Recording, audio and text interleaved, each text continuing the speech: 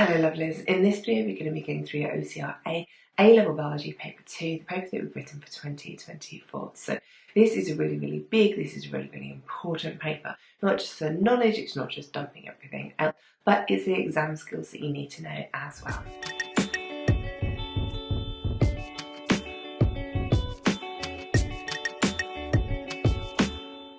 Identify what type of pathogen causes blight in potatoes and tomatoes. So, potato blight, tomato blight, what type of pathogen out of these options is going to cause it? It's obviously a plant pathogen. We've had to learn some examples of each of these types of diseases for animals and plants, and hopefully we know that the one that causes potato blight is a protoctist. So our answer is D. The graph shows the result of an enzyme-controlled reaction repeated at 3 different temperatures. Give the letter of the row which correctly identifies the temperature that was used for each experiment. Okay, so if we look across the table, we can see there's the same 3 numbers repeated, so we've got 37, 60 and 25. So if we write those out and then try and figure out what's going to be easiest to assign to the different patterns of the lines on the graph. So you can kind of like high, medium, low. 25 degrees is the lowest one, so therefore it's going to have the slowest rate of reaction, which means it has to be Y. So that means we can already get rid of A and D, so it's got to be a choice between either B and C. So then we've got to decide which way around the 37 degrees and the 60 degrees have to go. So if we look at line Z, it's got a higher, steeper initial rate of reaction, which suggests a higher temperature, and then it flatlines. That could be explained by denaturing the enzyme, which could happen at 60 degrees. And then obviously you've got still quite a higher rate of reaction than Y for X, but then it gets up higher because it's obviously not denatured. So we can obviously suggest that that's the way around it's going to go. So then that will mean we use row B. Identify the statement that correctly describes the deposition of callose as a plant defense mechanism. So callose is a substance that's deposited in the vessels to try and prevent the transport of the pathogen. So trying to prevent the pathogen being transported through the whole plant through the xylem and phloem. So it's a physical defense because it's physically blocking the vessels in the plant. It's not just a chemical that's having some kind of effect. So it's not going to be A or C because they are only chemical defenses. So we've got a choice between it being passive, so it's just there all the time, or it's passive, but it can sometimes be activated when an infection occurs. So it is D because more callose can be deposited in more vessels if an infection is detected. The graph shows how the concentration of sodium ions affects the rate of uptake into a cell. So we've got the rate of uptake of the sodium ions on the y-axis and then the concentration of the sodium ions outside of the cell on the x-axis. So we need to give the letter which explains the shape of the graph. So let's just look at what we can see in terms of the pattern. So as the concentration of sodium ions outside of the cell increases, there's a rapid initial rate of uptake of sodium ions into the cell, but as the concentration increases, the rate of uptake slows down. So as there are more sodium ions outside of the cell, fewer are moving into the cell. So this clearly can't be diffusion. So A says they're moving down their concentration gradient. They can't be because as more of them are outside the cell, fewer of them are moving into the cell. So that would mean the rate would keep increasing in line with the concentration outside of the cell. So that's not true. The sodium ions are moving into the cell by diffusion. Again, that's the same thing as A, just said in a different way, so no. There is active uptake. That makes sense because as the concentration outside the cell increases, we won't need to be doing active transport as much because then they could start moving down their concentration gradient. You wouldn't need to do active transport anymore. And then lastly, the concentration gradient of sodium ions does not affect the uptake. Well, that's not true because there's clearly a change. As the concentration changes, there is a change in the graph shape, so it's not true. So active transport is the one that explains it the best out of all of these. So the answer is C. Identify the statement which correctly describes the action of opsonins. So opsonins are antibodies which bind to pathogens, but they also then act as markers, little flags for phagocytes to try and make them more likely to come and phagocytose the pathogen. So statement 1 says they bind to antigens on pathogens, they do. Statement 2 says they act as binding sites for phagocytes. Yes, they do. Then statement 3 says they join multiple pathogens together. No, they don't. That is agglutinins. They cause agglutination by helping to bind multiple pathogens together. So it is statements 1 and 2 are correct, so that means our answer has to be B. Identify the statement which explains why insulin is a globular protein. Okay, so which one of these explains why insulin is a globular protein and not a fibrous protein, like collagen, for example? So the first one says it has quaternary structure. That's not true because other fibrous proteins could have quaternary structure. It contains disulfide links. Again, other proteins can. It's insoluble. Other proteins can be like collagen. Again, it has hydrophilic R groups on the outside. So this is the only reason that is exclusive to a globular protein. Okay, so it's the only one that makes sense and is correct at describing why a protein would be described as globular. So the answer is D. A new case of foot and mouth disease, which affects livestock, has been reported on a farm in the rural countryside. There has not been a case in the area in many years. Identify which type of vaccination program will be most suitable to prevent an outbreak of foot and mouth disease in this example. So the in this example bit is really important because that means you've got to use the information that you've been given. That's the only thing you should go on to frame your answer around. So we've got the idea that it's in a rural countryside, so it's not in a densely populated area like a town or a city where it could spread, really quickly. We're trying to stop it spreading further or prevent an outbreak to other farms or any places nearby. It's not a common disease, it's there all the time. It's not something that generally animals get sick with. So let's go through the answers. Ring vaccination is the right answer. It's the first one, but let's go read the reasons why it's not the others. So herd vaccination would be like herd immunity where you get 80+% of a population vaccinated. So it's not that. Vaccinating the most vulnerable would just be when there's a new disease, like what we did with COVID. So you can't vaccinate everyone straight away. So you just focus on, babies, children, old people. Yearly vaccinations are for things that are common diseases that are constantly circulating in the population, and we're just updating the vaccine like flu. So ring vaccination is right because all you're doing is you'll ring vaccinate, so literally vaccinate in a ring, local people, farms, right around near where the outbreak is, just to try and contain it. So if you make everyone in that local vicinity of that area immune, so if they travel out or go anywhere else, they're not going to be able to take it with them necessarily because they are immune to it, so they won't get sick with it. Myxogastria is a class of slime molds. Here are some facts about Myxogastria. They reproduce sexually and asexually using spores that have a cellulose cell wall. They can live as motile single-celled organisms or large multinucleate fruiting bodies. At both single and multicellular stages, they obtain nutrients through phagocytosis. From this information, identify what kingdom Myxogastria should be found in. So we just need to look for kingdom feature clues within these lists. So cellulose cell wall jumps out at me straight away because that's obviously a plant feature. There isn't Plantae as a kingdom on the list though, so that's a bit of a red flag. Fungi have multinucleate fruiting bodies, so that's like that. They also obtain nutrients through phagocytosis, which is similar to how like single-celled animals and bacteria can absorb nutrients, not fungi because they don't secrete enzymes, or plants, so they're not doing photosynthesis. So they've got a bit of a mixture of plant, fungi, and animal features, so that means that they must be a protoctist because that kingdom is literally there for all of the animals or plants or creatures that don't fall into one of the distinct other categories. So our answer is D. The diagram shows two different ways that the three species of Drosophila flies have been classified. X is based on comparing observable characteristics, Y is based on comparing genetic characteristics.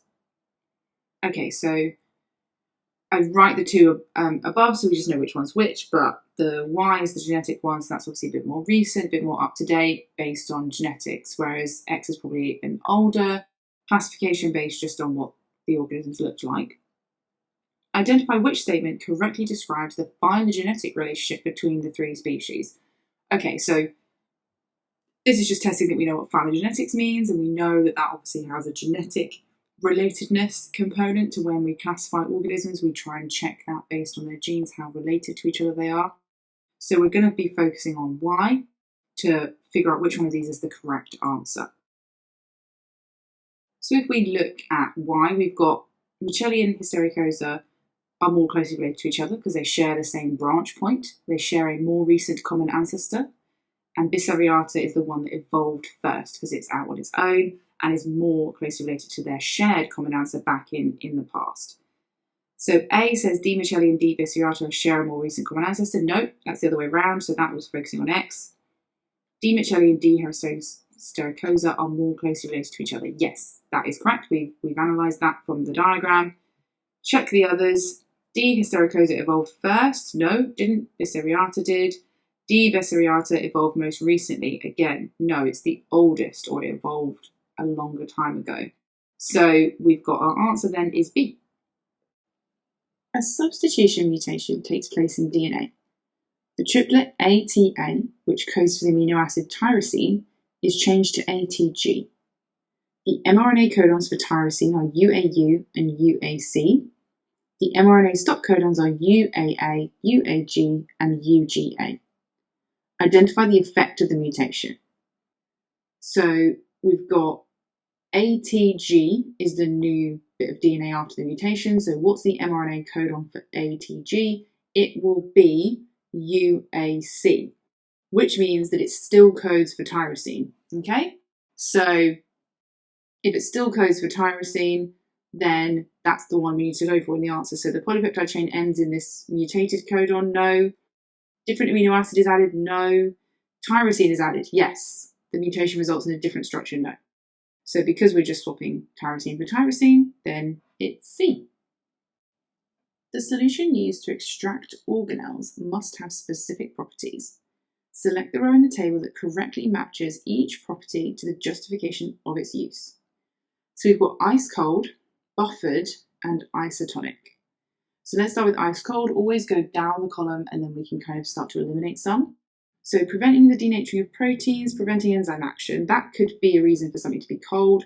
But to prevent osmotic effects, that's not going to make any difference. So that's to do with osmosis. So it's not going to be C. So we've eliminated row C. Isotonic means having the same water potential. So the one to prevent osmotic effects is going to be the one that is the reason why you have to have it isotonic, so that you don't have any osmosis causing the bursting or shrinking of organelles. So then buffered means it's got to be the same pH.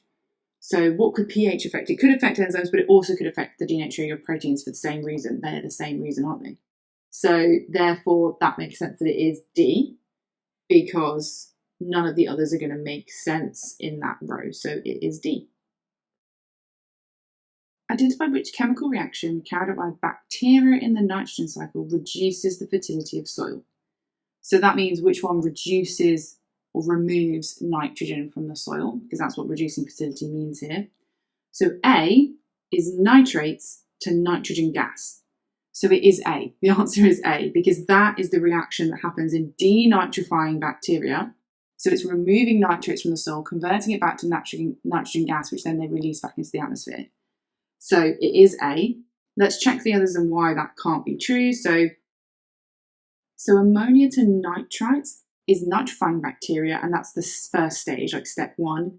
And then the nitrites to nitrates is the nitrifying bacteria, step 2. And then nitrogen gas to ammonium compounds is nitrogen fixing bacteria. So that's why those are wrong, and that's the only one that reduces the fertility is A. The polymerase chain reaction, or PCR, is a technique used to amplify fragments of DNA. Some stages in the process can be seen below. So this isn't all of PCR, it's only some. So the primers annealing to their complementary bases on the DNA strand, Taq DNA polymerase creating new complementary strand, the mixture cooling to 56 and the mixture heating to 72. So which row shows the correct order of the process, so of these letters? So the thing I've got to think about is obviously, I know that 72 degrees is the optimum temperature for Taq polymerase, because I've only got two options here. I've got Taq polymerase doing something and the primers doing something. So I've got to match those basically to the temperature that they need to happen at. So it's got to be O and then M. So I'm looking for that as a thing together. So 3 and 4 is O and M, and that's on row B. And O and M is also 1 and 2 on part D. But I know the sequence of PCR goes heating up to split the DNA into 2 strands, then cooling for the primers to anneal because they have to go first. So cooling to 56 for the primers, and then we do Taq polymerase to create the new complementary strands. So that means that the L and N have to go first, and it's got to be cooled first, so it has to go N, L, O, M. And that means that the only row is B. Realistically, if you knew that obviously Taq polymerase is the final stage, you could have just guessed and gone with B straight away without checking, but it's always good to check. 4 bird species with different beak shapes were found in a group of islands. These can be seen labelled A to D. Samples of DNA collected and used to produce DNA profiles of each species seen in the image below. The profiles were being compared to species D as the ancestral species. Bird species C's genetic profile had been identified, but not the others. So D is our ancestral species that these 3 supposedly evolved from over time. And the profiles are being compared, which means they're obviously checking for differences, so we can compare across the bands. Bird species C's genetic profile has been identified, but not the others. So it wants us to identify which of these options shows the correct match between a bird species and its profile number. So I think the one to start with, and this is what I would do because it's clearly the most different, is A. So A is going to be the most different from C and the most different from D out of all of them because it's clearly very, very different to the others in terms of beak shape. So if we just go across and compare A to C for now and see what the comparison is in terms of the bands that are the same. So if we look at the comparison, 2 has the fewest genes, bands in comparison with all of the other species, right? But particularly C. And so that suggests that A is 2. And if you look at the comparison between C and 3, there's so many similar ones. And if you look at beak C and D, they seem to be mostly the similar shape. So I would say that D's suggestion that obviously there's 5 similarities. So C and D are probably very close. So 3 is D and then 1 is B.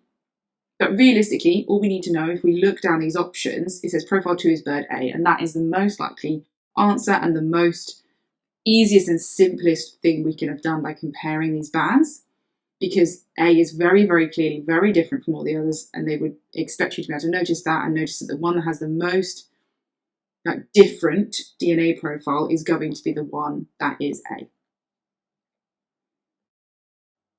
Identify the row in the table that correctly identifies an advantage and a disadvantage of using artificial cloning in animals compared to using artificial selection. So artificial selection is selective breeding over time, so you're kind of choosing organisms and breeding them together to kind of get your desired characteristics. Whereas artificial cloning would be creating a clone of an organism that you want that has the desired characteristics using something like somatic cell nuclear transfer. So it wants us to figure out what is better and what is worse about cloning artificially. So the first one, A, says increased genetic variation. That's not true, clones are identical. Uniform disease susceptibility, that's not an advantage. That means everything is susceptible to a disease at the same rate, or they're always susceptible to each other. Decreased genetic variation, again, not an advantage. Can reproduce infertile organisms. This is true. So with a clone, if it couldn't reproduce, an organism you wanted but couldn't reproduce, but you wanted its characteristics, you could reproduce it using cloning. So let's check, because we think D is right. Uniform disease susceptibility, the disadvantage, yes, that is true. So our answer is D. The image shows a pollen grain. State which type of microscope was used to take this image and explain your answer. So hopefully we know from the image it's definitely an electron microscope. So when it says type of microscope, not only is it asking if it's an electron microscope, but what type of electron microscope it is. So this is going above and beyond what you would have done at GCSE. So we also need a reason why we're choosing this type of electron microscope. So hopefully you can tell this is a 3D image and it's of the external surface of the pollen grain. So those two clues are enough to tell us that it should be an SEM, or a scanning electron microscope image. Only TEM is used for cross sections, 2D cross sections of internal structures, whereas SEM is used for 3D external kind of structures. So that could be our reasoning. So we're going to put it's a scanning electron microscope, or an SEM was used as the image is in 3D. Calculate the length of the pollen grain. Okay, so we don't get given the magnification in this question. Instead, we've been given a scale bar. Sometimes the magnification will be printed on the picture, sometimes you'll get a scale bar, sometimes you'll be told the magnification in the question, but because this is A-level, they've made it slightly harder with the scale bar. So we just have to do two lots of the equation that we would normally use, so magnification equals the image size over the actual size, and then we're going to need to use the actual size equals the image size over the magnification. And we're going to have to use the scale bar to calculate the magnification first. Then we're going to measure our pollen grain with our ruler and use our other equation to calculate the actual length. So there we go. You can see my ruler here. I've measured the scale bar and it is 12 millimeters. So my magnification equals my image size. So that's the length of the scale bar on my piece of paper. That's my image of the scale bar, which is 12 millimeters. And I'm going to divide that by 4 micrometers, which is the actual size that that scale bar represents at the magnification of this image. I can't do that division because I'm going to need to convert first so that my units are the same.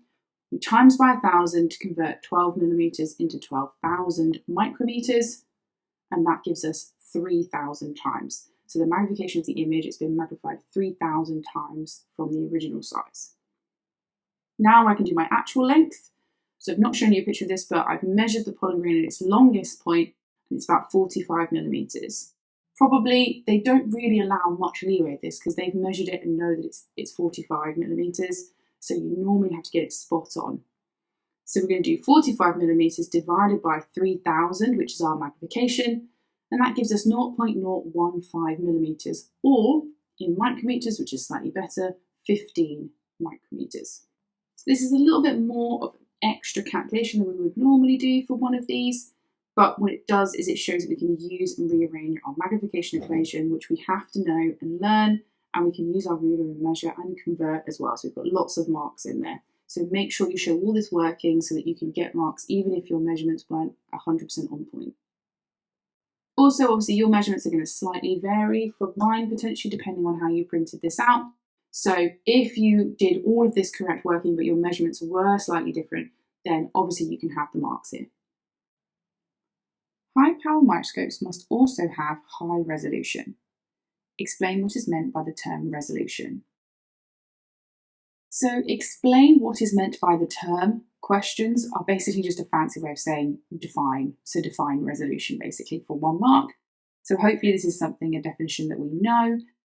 Resolution is the ability to see 2 objects as separate objects or as separate points.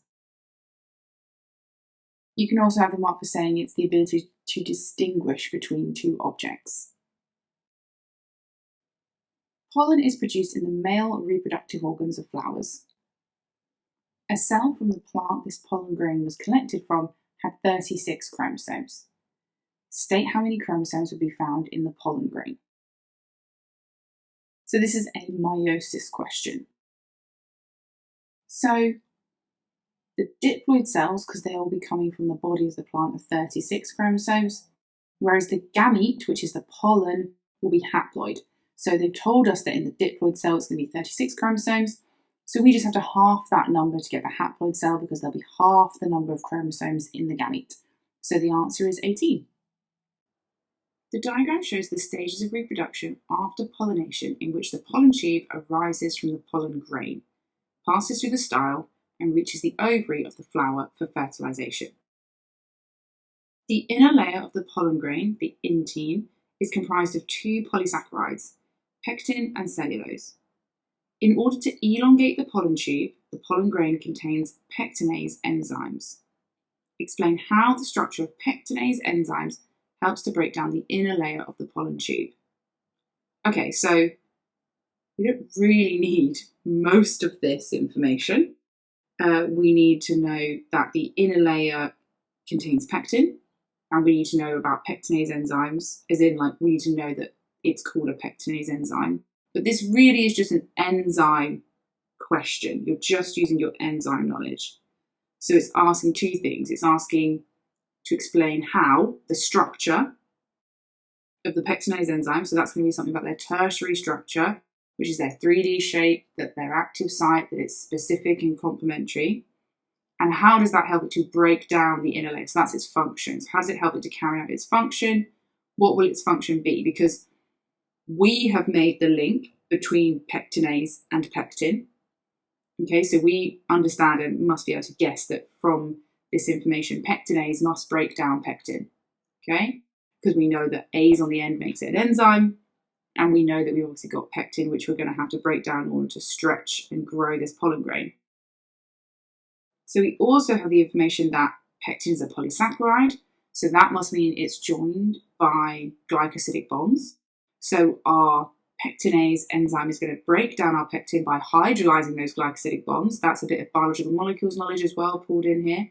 So then we have to make sure we're focusing on the fact that it's a specific shape and it must be complementary to pectin, and then it will catalyze the breakdown of those glycosidic bonds. But we're using our key language about tertiary structure, specific shape, complementary, and then hydrolysis of glycosidic bonds. The pectinase enzyme must have a specific tertiary structure with an active site that's complementary to pectin. It hydrolyzes the glycosidic bonds in the pectin. So this is an example of one of those long questions with lots of information. Little bits of that information you need to pull out in order to get the answer, but a lot of this is just based around, do you know about enzymes and polysaccharides? Pectinase enzymes are also used in industry to extract fruit juice. The pectinases are produced by the fungus Aspergillus niger. Explain two advantages of using microorganisms in industrial processes. So this is a biotechnology question. So for each, we're going to need a reason why using a microorganism is an advantage. And there's 4 marks, so there'll be 1 mark for the advantage and 1 mark for the explanation for each one we do. So let's think about some advantages of using microorganisms. So we've hopefully learned that we can produce large numbers of them quickly. That's obviously helpful because, so the reason why we can do that is because they have a fast reproduction rate. And obviously that means that you get lots of organisms that are going to carry out whatever process you need quickly. They are also easily genetically modified, so you can manipulate them quite easily to be able to produce substances that you want, have desirable characteristics that you need them to do in order to make useful products that they wouldn't otherwise naturally do, but it's fairly an easy process to genetically modify them and then obviously clone them because they reproduce so quickly. So these are the 2 I've gone for. You've got many more in the mark scheme. Just make sure, again, obviously, if you've mentioned one of the advantages, you've got the right linked explanation to go with it. Microorganisms reproduce rapidly, so large numbers can be produced very quickly on a large scale. Microorganisms can be easily genetically modified to produce useful products that they wouldn't usually produce.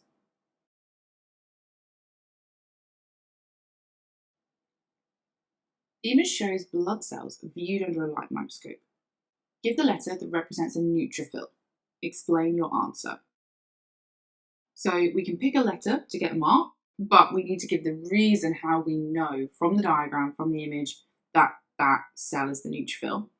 So hopefully we know that a neutrophil can be recognised because it has a multi-lobed nucleus. Sometimes referred to as like beads on a string, this idea.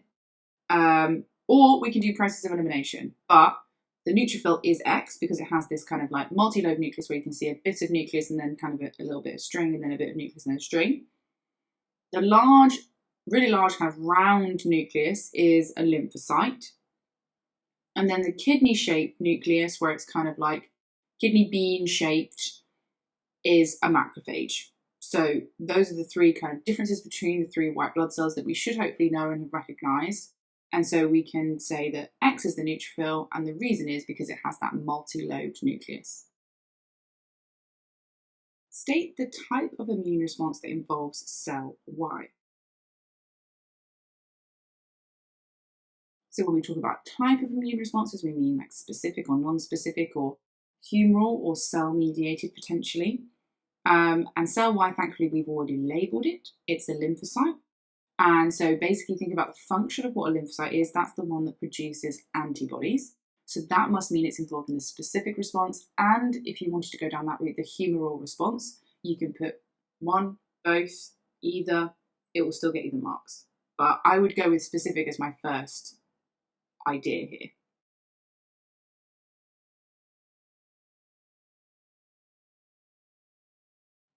Cells being infected with a virus called HPV can increase the risk of getting cervical cancer. HPV is spread from touching infected skin of another person and can be a sexually transmitted infection. A vaccine has been produced against the HPV virus and is offered to 12 to 18-year-olds by the NHS in the UK. Explain what type of immunity a vaccine induces in the body.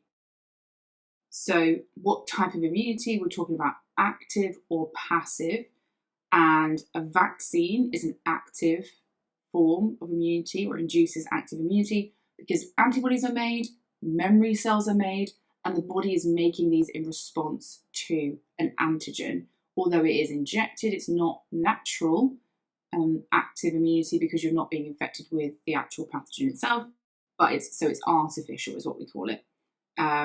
It wants us to explain why. So we're going to say active artificial or artificial active, and the reason is obviously because what we've said, so making the antibodies and the memory cells.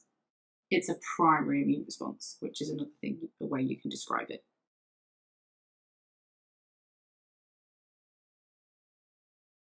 Artificial active immunity because a primary immune response is triggered, antibodies are made, and memory cells are produced. Explain the role of T cells in the body's response if a vaccinated person becomes infected with HPV. So we're talking about someone who has had the vaccine, so is potentially immune, and we're just focusing on the role of T cells. So we don't need to explain the whole sequence of what will happen. We're just focusing on what the T cells' role will be. So what do they do when someone is infected with the pathogen for HPV? But in this case, it's the secondary immune response because they will have already been exposed the first time when they had the vaccine. So we're used to talking about memory cells. So there are T memory cells, which are going to recognize the antigen. They're going to stimulate the B cells, and they're also going to stimulate like T killer cells and things like that. So it's this time, because it's secondary immunity, we don't go through the whole process of activating T cells and B cells. We just activate memory T cells and B cells that will remember this pathogen from before, and so they quickly go through division by mitosis to make loads of themselves in order to start the immune response straight away. So the memory T cells are activated by the HPV antigen. They divide rapidly by mitosis. That's going to produce the T helper cells, which activate B cells. You've got other options in the mark scheme in terms of the other cells that can be activated that can then trigger more of the immune response. The graph shows the percentage of the population of 12 to 18-year-olds who have been vaccinated against HPV and the number of cervical cancer diagnoses per 100,000 of the population since the year 2000. So although this graph looks quite like a lot, you've just got two different sets of data that are related to each other in a way, or they think there's some correlation in a way, and so they've plotted them together on the same graph so you can see how the patterns relate to each other. Calculate the rate of decrease in cervical cancer diagnoses between 2007 and 2011 and show your working. So this is one of those ones where we've got mixed data on a graph, we'll just be careful. So we're calculating the rate of decrease in cervical cancer diagnosis. So that is the black line, not the bars. And we're reading that off the left-hand axis where it says cervical cancer diagnosis per 100,000. So we have to see the difference between these two from 2007 to 2011. So there's a decrease, but we need to figure out what the difference is. So take each one away from each other, and then we're going to divide it by the number of years. So just remember that rate is always something happening over time, so divided by time. So that's all we're going to do here. As long as you can read those numbers off the graph that's the easy part. So 10.5 minus 6 to get the difference or the decrease, divided by the 4 years between 2007 and 2011, and then that's going to give us a difference of 4.5 per 100,000 divided by the 4 years, and so that's going to give us 1.125 per 100,000 per year. If you round it up to 1.13, that's also fine. Scientists have concluded that there is a direct correlation between introducing the vaccine and a decrease in the number of cervical cancer cases in the UK. Evaluate the scientist's conclusion based on the data from the graph to support your answer.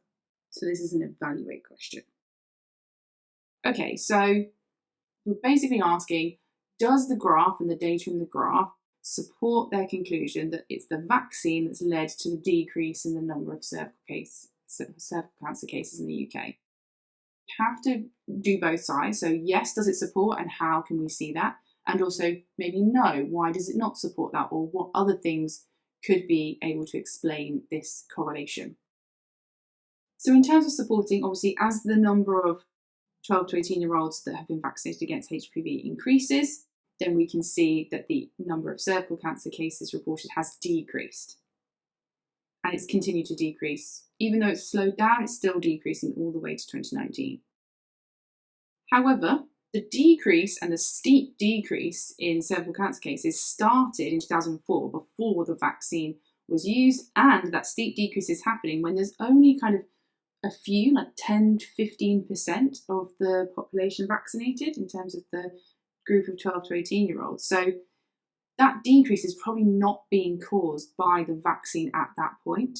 And if you look at when we get to a higher increase in the number of people vaccinated, the actual number of cervical cancer cases slows down, like the decrease slows down, which you'd expect it would be even steeper if the kind of vaccines were causing that. So there's probably something else going on there. It's obviously the vaccine will have contributed, and we can explain why having the vaccine makes you immune. And that's a good thing, and that would potentially explain why that would decrease the number of cervical cancer cases. But the evidence of it decreasing before the vaccine started, and when there's very few children who are vaccinated, that steep decrease, there's probably other factors at play here. So it may not be the only reason.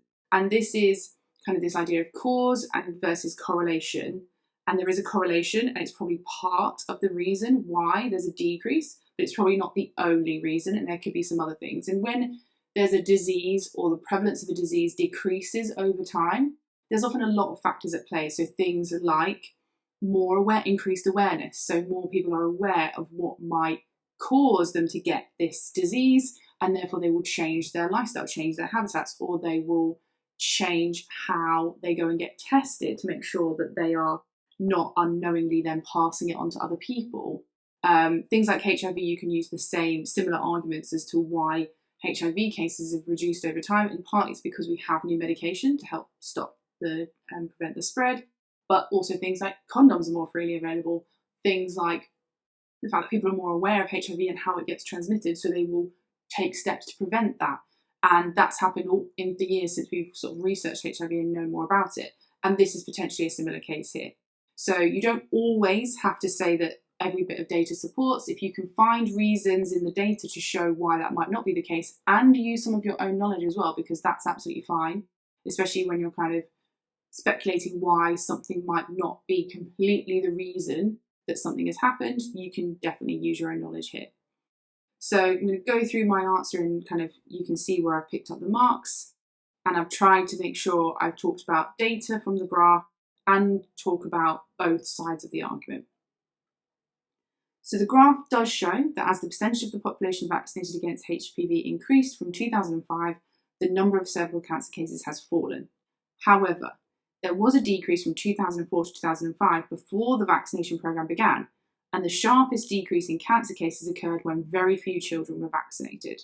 So I've got kind of the pro and con of the decrease and the increase pattern, so there are two sides there in one paragraph. Being immune to HPV would reduce the spread of the virus and therefore reduce the chance of cervical cancer in these vaccinated people. And although the decrease in the number of cases is slowing down, it could just be a delay in seeing the effect, as children are vaccinated but adults are most likely to be diagnosed with cancer. So again, I've kind of used my scientific knowledge to show why and explain why the increase in vaccinating people would prevent the chance or reduce the chance of them getting cervical cancer. And that could explain the decrease, but also there could be a reduced decrease and slow down in the number of cases that have been found, partly because we're vaccinating children, and most of the people who are being diagnosed with cervical cancer are adults. They're going to be older than 12. So there's potentially a delay in us seeing that change and the change the vaccines are having on the number of cases of HPV. This suggests that there could be other factors contributing to the decrease in cancer cases.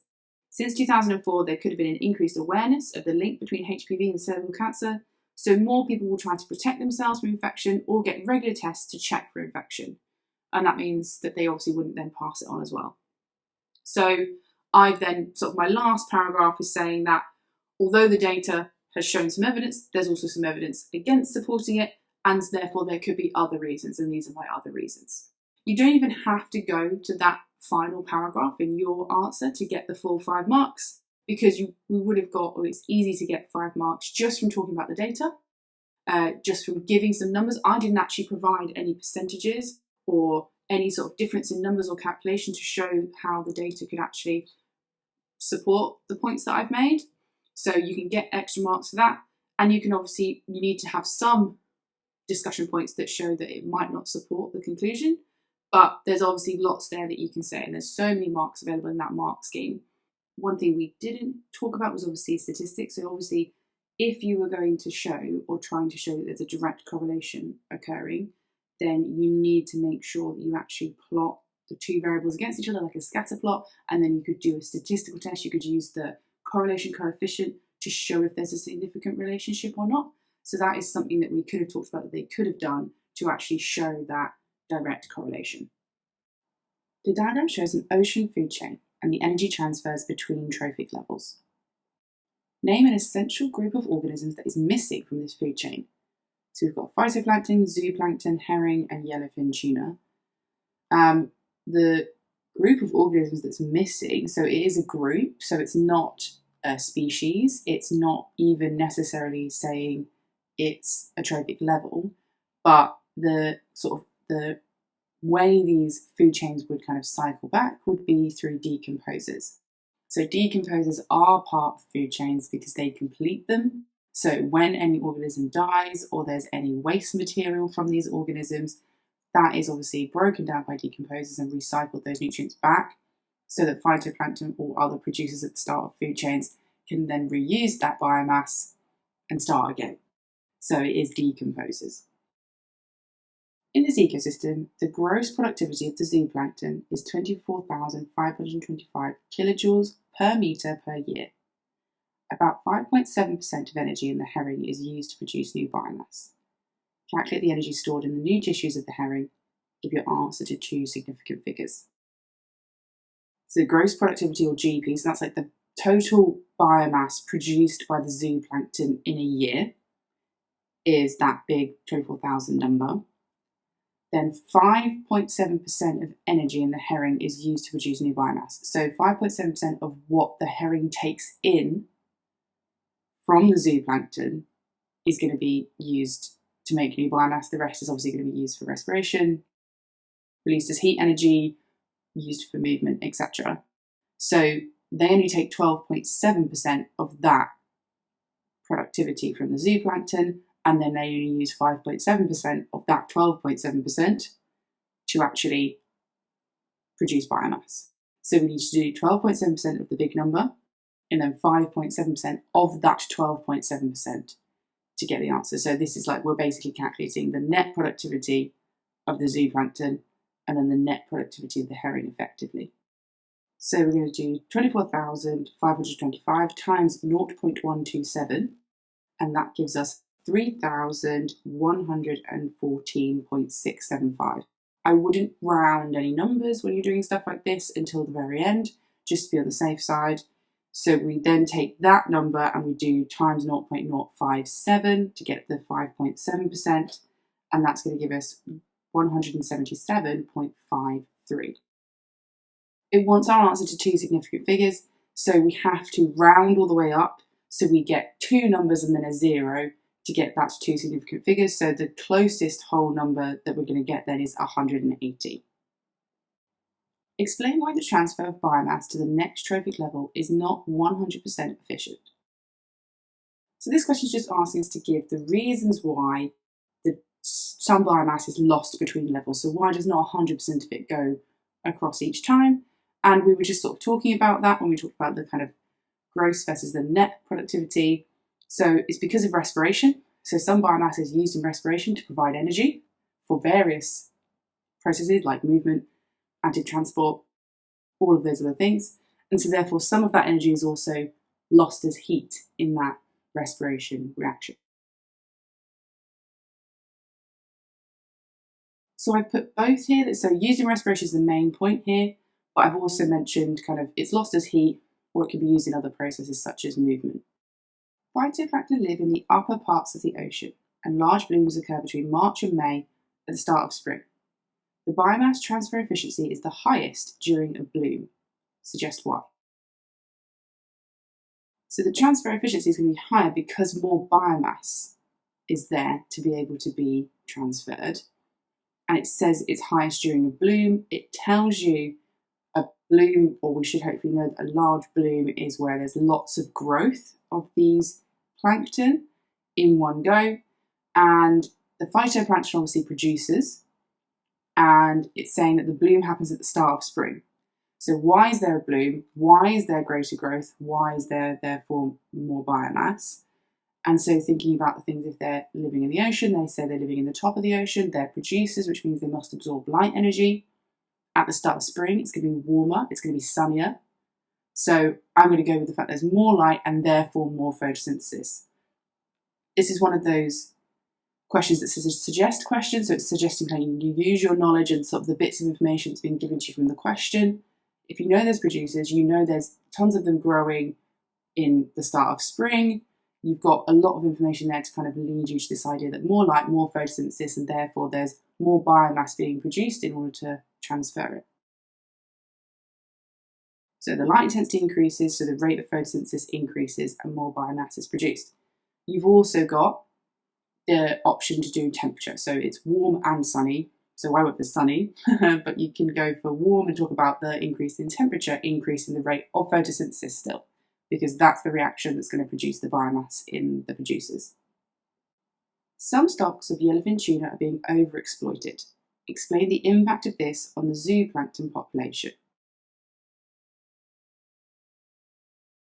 So this question is basically saying what will happen to the number of zooplankton if the numbers of tuna decreased, and why? So what would be the reason? So the herring, there would be more herring. So always start from the top and work your way down with these questions. So there would be more herring as there would be less tuna to eat them. So there'd be less of the herring being eaten, so there'd be more of them surviving, so their numbers would increase.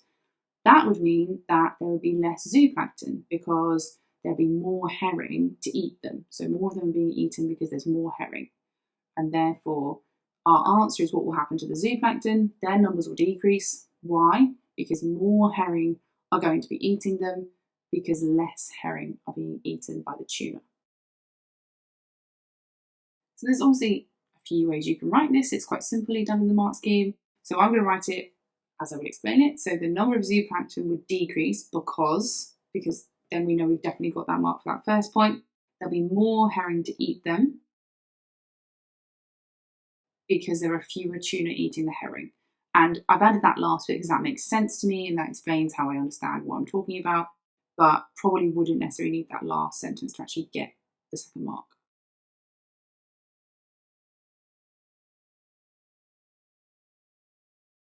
The data in the graph below shows the annual mass of tuna caught and the biomass of spawning reproductive age of fish in the population since 1950. So we've got two axes here. We've got the total number or the amount of biomass of fish that are caught, obviously by fishermen, in tonnes. And then we have the mass in tonnes of the spawning age biomass in the population. So the mass of fish within the population that are old enough to reproduce, basically. So just like with the tables and any graphs you should get, always have a look at seeing the patterns that you can spot to start with. So there's clearly been a dramatic increase in the number of total fish that's being caught every year, which is my black dotted line, massively increasing since the 1950s.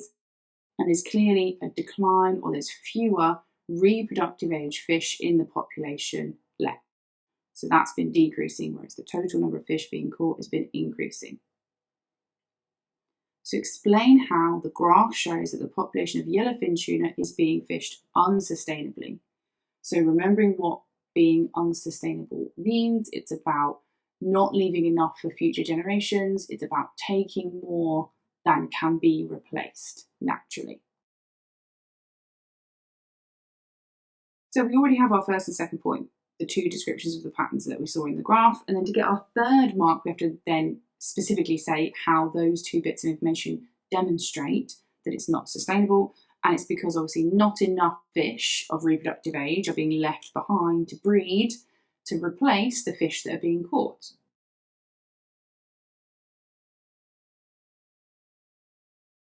So the number of fish being caught each year is increasing, but the number of spawning age fish is decreasing each year. There are not enough fish being left to breed to replace those that are being caught.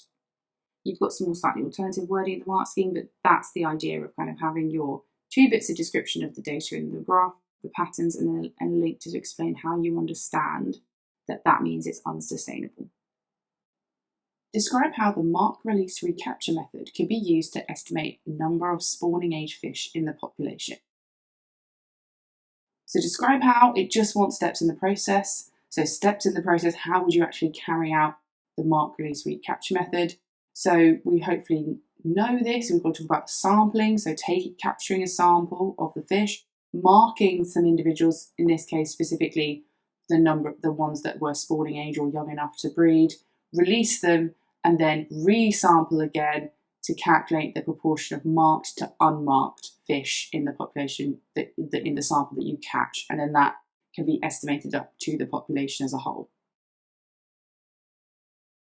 We have to remember to describe the fact that we're going to mark them in a way that doesn't harm the fish or doesn't increase their chance of being predated upon.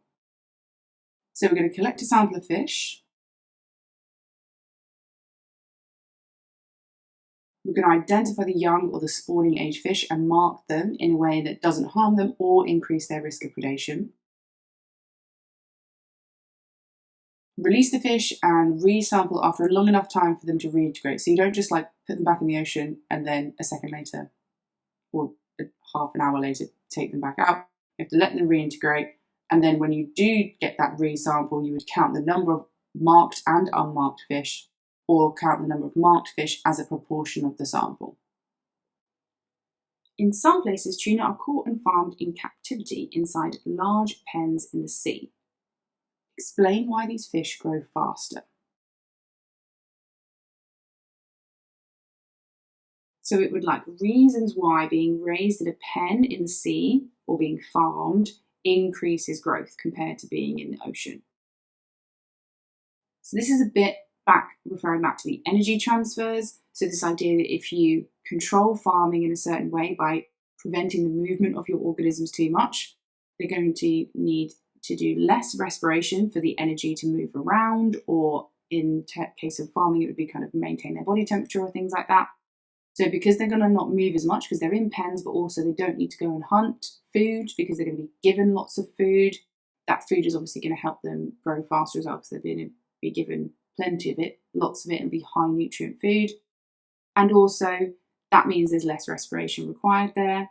So therefore more energy or biomass, whichever you're going to go for here, can then be used for growth instead. So instead of wasting that energy on movement to go and hunt food, or because if they didn't catch enough food, etc., in the wild, then they wouldn't grow as quickly. Whereas if we're controlling that environment, then we're making sure that they're not wasting energy and more of that energy can then go into their growth, their biomass.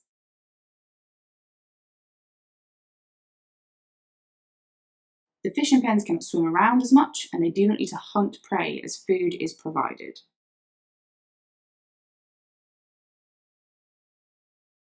This means less energy from the food is used by the fish, for movement in this case, so more energy can be used for growth. So I've talked about energy here, but you can talk about biomass if you want to. So more biomass from the food is converted to biomass in the fish. That's fine. You've got sort of slightly different wording in the marketing that you can use, but you've got this 4 points, this idea of like they're not moving around, they're being given loads of food, they're not wasting energy moving or catching prey or doing something else through respiration, and so therefore more of that energy or more of their food can then be transferred into their biomass.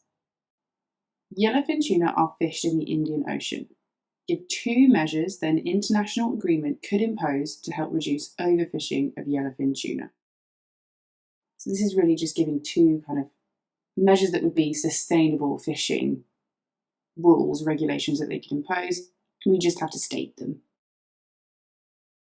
But if I'm just thinking back to the other part of the question we've just looked at, then it would be good if it was something that we could say would reduce the number of fish being caught in total, or something that would reduce the number of young fish or breeding age fish being caught, for example. So enough was being left to breed. So these are the 2 that I'm going for that reason, because I've had that kind of hint from earlier in the question, but there's others in the mark scheme that you can obviously use as well. So to reduce the number of being caught, we can use fishing quotas, and to make sure that only kind of older fish are caught and the younger ones who are kind of haven't yet bred can be left behind is about increasing the mesh size. So increasing the whole size in nets and introducing fishing quotas are my 2 quoted points. You've obviously got more in the mark scheme you can use, and any of those will get you 2 marks. Suggest why it may be difficult to enforce the measures of the agreement. So this is kind of thinking about how we actually regulate these rules and how do we enforce the rules on everyone in the area that the agreement covers. It's difficult in the ocean. It's such a large space, and obviously you can only really man that with boats or with kind of satellite imagery and things like that. So monitoring is really hard because of the large area. It's also really expensive because we have to use something like satellites to try and keep track of all the boats and what they're doing and where they're going. You're also relying, if you think about things like quotas, you're relying on like self-report and honesty from fishermen who are coming back with the catch and saying, yeah, we only caught this or we didn't throw any back. It's relying that, they could be dishonest, they could be lying. So it's not going to be really easy to enforce all of these kind of measures. So we only had to sort of pick one to get the mark because it is suggest, so you have to think about this in common sense. So I've gone for it's a very large area, so monitoring with boats or monitoring boats is difficult. But you've got lots of options in the mark scheme there. Male pigeons have 2 Z chromosomes, and female pigeons have 1 Z and 1 W chromosome. Feather colour in pigeons is determined by a gene on the Z chromosome that has 3 alleles. The W chromosome has no gene for feather colour. The sex chromosomes in birds are assigned different letters. Identify one other difference between sex determination in mammals and sex determination in birds. Okay, so other than not being X or Y, we've got Z and W, but they want another difference that we can see in the letters we've been given for the birds versus mammals. So we've got the main difference, and the thing I think I would notice first is male birds have 2 of the same chromosome, the 2 Zs, whereas male mammals have X and Y. Female birds have ZW, mammals have XX. So it's kind of the ones that are homozygous or the ones that are heterozygous, whichever way around you want to say it, have been swapped. Okay, so the sexes that have the heterozygous in mammals are not the same sex that have the heterozygous in birds. And that's basically how we're going to explain that as our answer. So in birds, female sex chromosomes are heterozygous. And you can say, but they're not in mammals, or they're homozygous in mammals if you want to. State the type of inheritance demonstrated by feather colour in pigeons. So this is where we get that key phrase where it says the W chromosome has no gene for feather colour, and there is the gene for feather colour is found only on the Z chromosome. So if it's only found on one of the sex chromosomes, then it is a sex-linked gene.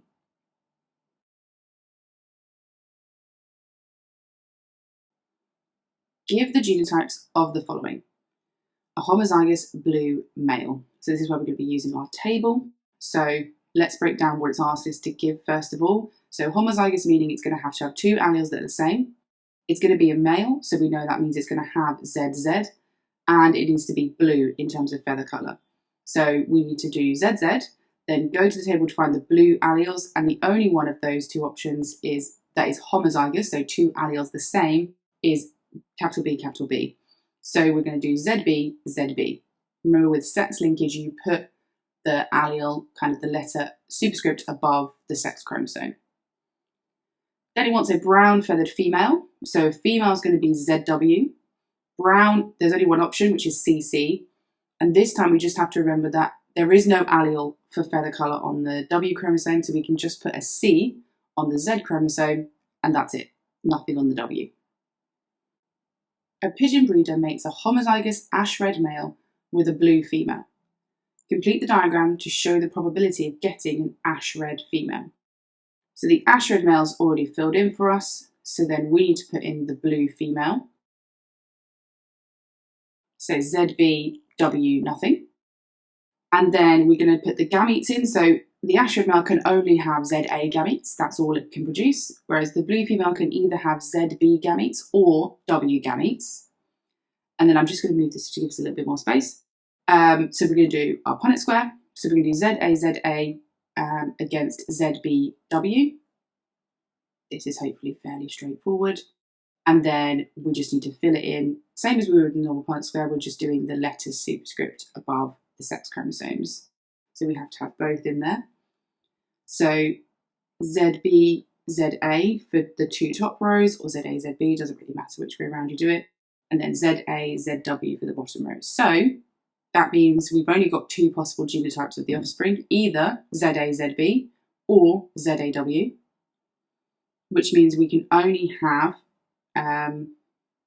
ash red males is ZA, ZB, that's the phenotype, or ash red females. And just be careful when we're doing sex-linked questions like this, when it comes to phenotypes, you have to put male and female in. You can't just put ash red. You have to put ash red males and ash red females, because the sex is part of the phenotype in this case. So the probability of an ash red female then is 50%. Because, it's 2 out of 4. So this is hopefully fairly straightforward. It's just, we've got to make sure that we're happy with putting our alleles, kind of superscript of the sex chromosomes, including the sex in our phenotype to make sure we get those marks. Female pigeons are more likely than male pigeons to show a phenotype produced by a recessive allele carried on the Z chromosome. Explain why. So this is just a flipped version of what you'd be asked if you were asked this about humans or mammals. Females only have one Z chromosome, and so they can only have one allele copy for the genes that are on that Z chromosome, because they won't be able to have the same genes and therefore copies of the alleles on the W chromosome. But males have two Z chromosomes, so they can have a dominant and a recessive allele, and then that dominant allele will obviously mask any recessive allele that would give a phenotype. Because females can only have one allele for genes on the Z chromosome, but males can have two alleles, so can be heterozygous. So this question has to be framed around alleles, not just the chromosomes. So you can't just give the answer that females only have one Z chromosome, because we need to make it about alleles and why they are more likely to have a phenotype from a recessive allele, and it's because they can only have, if they have an allele, they only have one, So if they have a recessive one, they can't then have a dominant one to make up for or kind of give them the other phenotype. So it's got to be about alleles, not chromosomes. Pigeons have been selectively bred for their feather colours for many years. There are also pigeons that have been selectively bred for their speed and endurance for racing. Describe the effects of artificial selection on these pigeon breeds and explain how breeders can reduce the impact on future populations. So we're going to need to include both of these in our answer. So we need the effects of selective breeding on a population, the good and the bad. So mainly, obviously, you do selective breeding to get the desired characteristics, which is in this case the feather colours or the speed. How are you going to reduce the impact of selective breeding? So if we think about all the things we're going to say about the selective breeding, you're obviously reducing the genetic diversity, reducing the gene pool, putting them at risk for various genetic diseases. So how do you reduce that? So try and prevent inbreeding in the first place. Back crossing, so get wild pigeons and introduce their genes into your kind of lineages of your pigeons. Maybe monitor and check biodiversity of your genes, the genetic diversity. So thinking about the ways we would do that, obviously in things like zoos, we can genetically test to make sure that we're not inbreeding two really close individuals, or just kind of monitor the genetic diversity of the gene pool and then make sure that it's not getting too narrow. So the things we've got to think about in terms of the problems, we've said this, so reducing the gene pool, being more susceptible to recessive genetic disorders. That's important, that you can't just say genetic disease or disease. You need to say recessive genetic disease or recessive alleles are more likely to happen. They may be more susceptible to pathogens. So when you've got reduced genetic diversity and they're all very similar, if a pathogen comes along, few of them could be resistant to it, they could all be wiped out by it. So all of that is needed to be included to get this kind of full marks. And you can see here that we've got the kind of levelled mark scheme. So in order to get those kind of top marks, we need to make sure we're not putting anything in that's irrelevant. We need to make sure that we're using all of our scientific terms correctly. And so you'll see things in the mark scheme like hybrid vigor, inbreeding depression. Putting stuff like that and those technical terms in means that we're definitely going to get up into that top of that 5-6 marks. Making sure that we're clear, coherent, we're not kind of jumping around all over the place. We haven't kind of like done it in a really illogical way. And that's going to help us get to the top answer. So I've separated mine into the 2 paragraphs so I can kind of make sure that I've covered both halves and I've written a decent amount about both points. So selective breeding increases the frequency of a desired characteristic in the population, but it can also reduce the genetic diversity of the gene pool due to inbreeding. Inbreeding increases the chance that the population could inherit recessive genetic disorders and that they may be more susceptible to pathogens.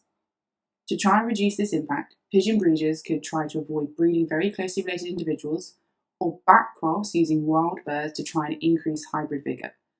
They could use the measurements of genetic diversity to monitor the gene pool of the population. There we go.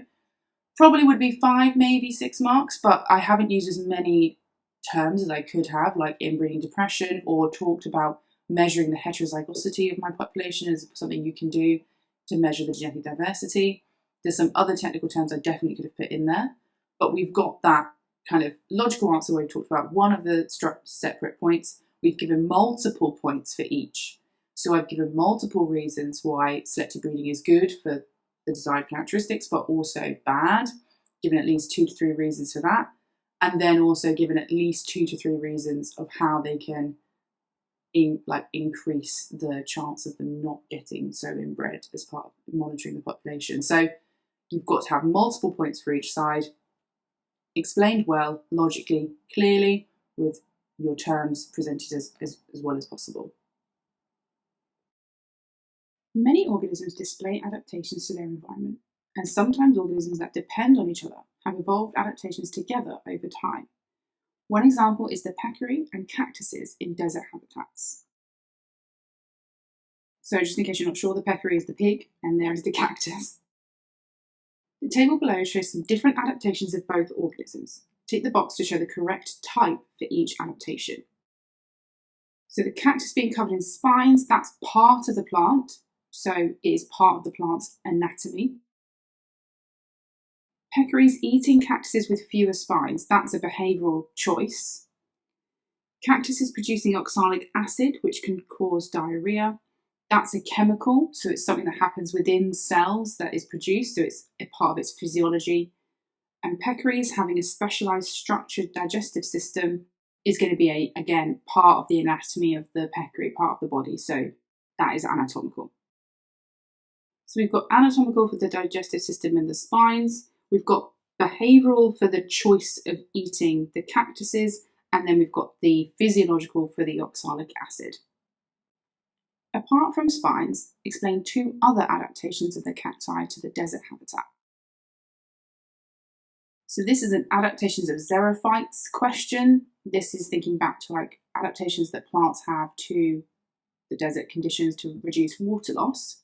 But we need to make sure that we don't just state what the two adaptations are, we explain how it helps them to survive. So I'm going to go for thick cuticle that is waterproof and fewest stomata, so less water is lost through transpiration. You can pick obviously any two from the long list that's in the mark scheme, just as long as you make sure you've matched it to the correct explanation of how it's an adaptation. As a response to increasing herbivory by peccaries, cactus spine number has increased. However, there are also a parasitic insect that is more likely to lay its eggs in the spines of cacti that have more densely packed spines. So we've got kind of two different things going on here. If you have more spines, then you're less likely to be eaten by the peccaries if you're a cactus. But if you have more spines to try and prevent that, then you're more likely to have this parasitic insect lay eggs inside the tissue of the plant. So you don't kind of want either of those to happen. The graphs show how the frequency of cactuses with different spine numbers in the population has changed over time. Graph A shows an earlier survey and graph B represents a more recent survey. So we've got before and then now, or more recently, we've got the spine number on the x-axis, and therefore we've got the number of cacti with that spine number, the frequency, on the y-axis. Use the graphs to describe the type of selection that has taken place in the cacti population. What can you see? So what are we going to be able to see in the graphs that is going to help us to describe the type of selection? So that's when we talk about describe questions, we say what we see. So is it directional or is it stabilizing selection? Okay, so we need to describe the type of selection that we can see from this graph, and we need to give evidence from the graph basically to back up that point. We're not explaining how the selection has happened or anything like that for this point. We're just saying what can we see in the graph, evidence from the graph that will help us choose which type of selection and say why it's that type. So the range has decreased. So it was about 55 to 155-ish in graph A, and that's reduced now to between about 70 and 130. So that range has massively decreased, and we can see that. The mean has stayed around the same, similar numbers, so about 100, just below 100, and just below 100 basically for both. But you'll notice the y-axis is slightly different. So the frequency of around 100 spines, the number of cactuses was it was less than 100 or just above 100. Whereas for the more recent survey in B, we've actually got an increased frequency. So there's more cacti with that mean number in the new graph. So we've got a similar mean, but the frequency of individuals with that mean spine number has increased.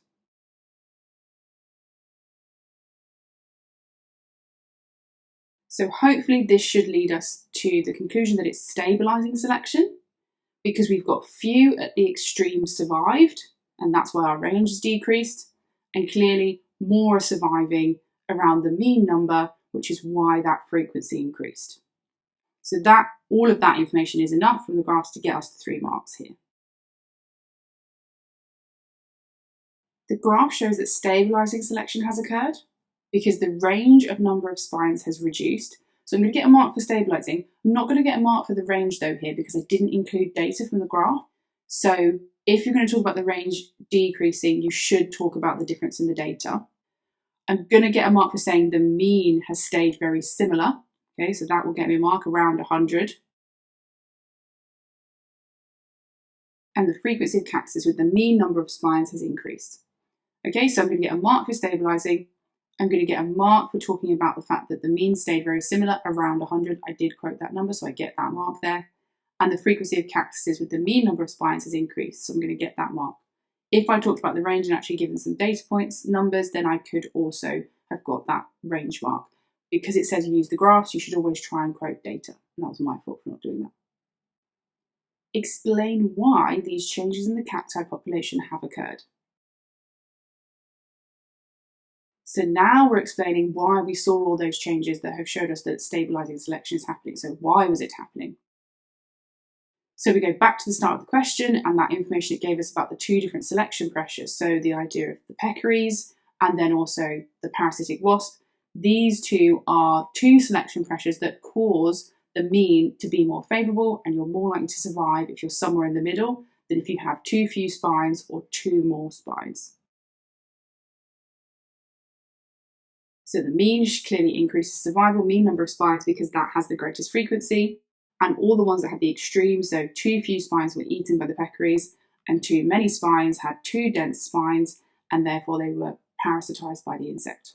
So that is basically all we need to say for 3 marks. So we need to talk about the selection pressures, we need to say the difference between the two, and then say that having the mean number of spines was more favourable and more survived, and therefore passed on those alleles to their offspring.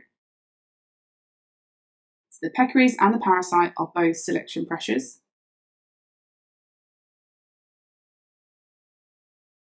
Too few spines means cacti are more likely to be eaten, and too many spines means they would be parasitised. This reduces survival. More individuals with a mean number of spines survive to reproduce and pass on genes to offspring. There we go. 3 marks. Heather plants are large shrubs which grow on moorland. Some can be seen in the picture below. Landowners often control the growth of heather by burning these areas of moorland. State the term described by the following statements.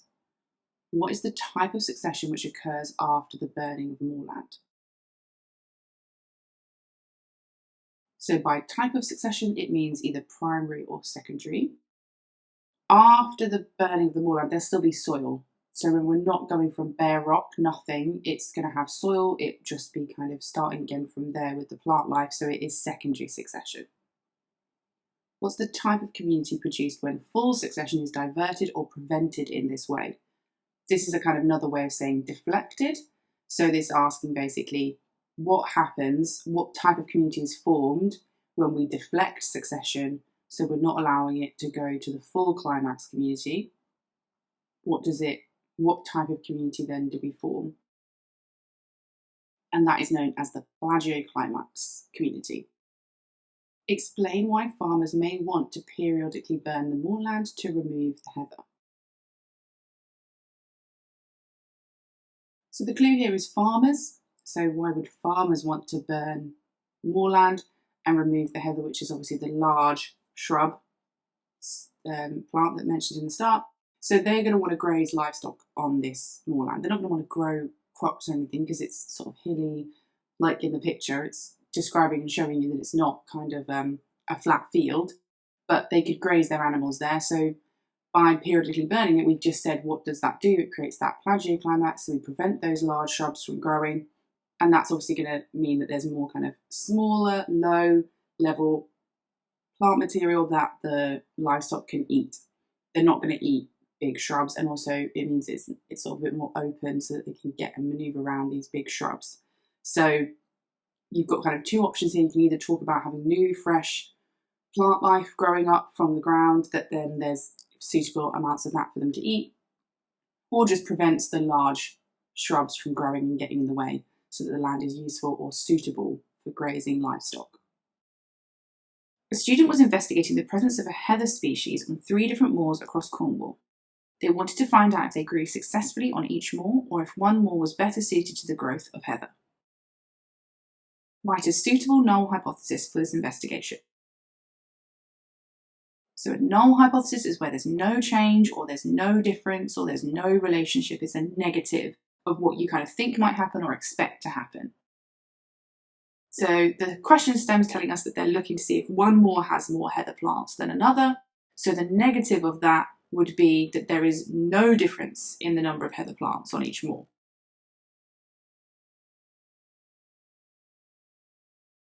So there is no significant difference in the number of heather plants on each moor. So you've got to have this idea that there not being a difference in the number of plants, and that difference should be significant or not. The student went out and collected data on the number of individuals of heather species on each of the moors using quadrats and random sampling. They took the same number of samples on each moor and used the same size quadrat. Here are their results in the table. So we've got, for each moor, we've got multiple repeats, but most importantly, we've got the mean number of heather individual plants for each moor. The student wanted to use the chi-squared calculation statistical test to assess whether the difference they had recorded were significant or just due to random chance. They've got the formula, here's their table, and we need to use the table below to calculate the chi-squared value for the student's dataset. So first of all, we just need to put in the observed values, which is obviously the mean from each moor. Then we need to put in our expected values. So we're going to add all those three numbers up, then divide by 3 to get an even distribution of numbers between each moor. So if there was absolutely no difference, they'd be all exactly the same. So they'd have 45 on each moor. Then we're going to do the observed minus the expected. So we get minus 15, 18, and minus 3. It's fine to leave negatives in at this point because then we're going to square those numbers and that removes the negatives. So 225, 324, and 9. And then we're going to divide those numbers by the expected values. So 225 divided by 45 gets us 5. 324 divided by 45 gets 7.2. And 9 divided by 45 gets us 0.2. And then we're going to add them up. So the sum of the observed minus the expected squared divided by the expected gets us 12.4. So our chi-squared value is 12.4. The critical value at 95% was found to be 5.99. Using your calculated value of chi-squared, explain the significance of this result. So when we say explain the significance, it's saying, is it significant or not? And specifically, why? You need to give the why for the second mark. So our value for chi-squared, remember, was 12.4. 12.4 is greater than 5.99, which is the critical value. Therefore, we can say this is significant. There is a significant difference. But now we need to explain why we've interpreted that way. We use the 95% confidence interval because that means that there is then less than 5% probability that the results will be due to chance if we see that they are greater than the critical value. So therefore, we have confidence, very high confidence, that there is a significant difference caused by something and not just due to random chance. So that is our kind of explanation part of this and how we explain this statistic analysis. So the calculated value is greater than the critical value at 95%, so there is less than 5% probability that the result is due to chance. That's the phrasing, that's the wording we just need to know and use when we're doing these statistical questions, so that we're always going to make sure we get those marks. So our second point comes from saying this means there is a significant difference of heather plants between the moors.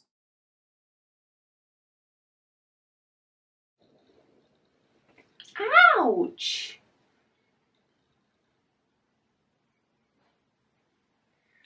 This is why in some videos I'll explain scratches.